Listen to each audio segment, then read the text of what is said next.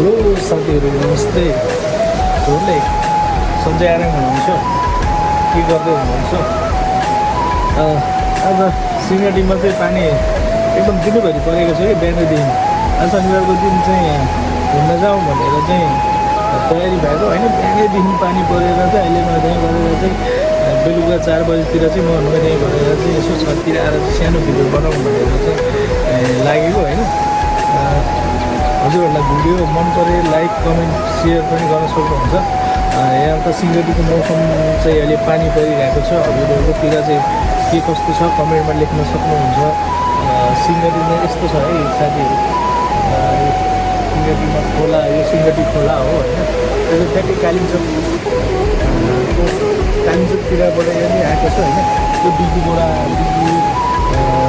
चाहिँ आएको खोला हो यो होइन साथीहरू। यो पारीको चाहिँ बिजु हो यो। म बसेको चाहिँ कालिम्पोङ।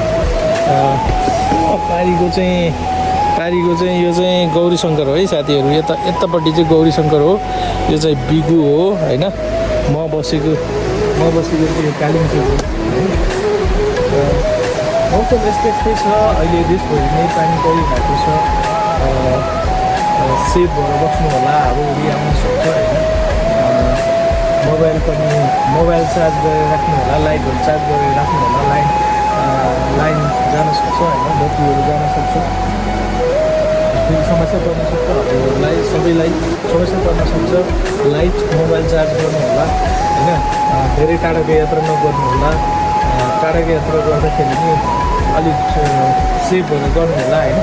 मौसम हेरेर विचार गरेर गर्नु होला। ल साथीहरू, भिडियो मन परेमा चाहिँ लाइक कमेन्ट गर्न चाहिँ नबिर्सिनु होला होइन। सल्लाह सुझाव पनि दिनु होला होइन। एकअर्कालाई सहयोग गऱ्यो भने नै हामी माथि जाने हो होइन। हजुरहरूको कमेन्टबाट सल्लाह सुझावबाट नै म माथि जाने हो, अगाडि बढ्ने हो होइन। हजुरहरूले पनि गर्न सक्नुहुन्छ। मेन कुरो सुस्थ रहनुहोस्, व्यस्त रहनुहोस्, हाँसिरहनुहोस्, खुसी रहनुहोस्।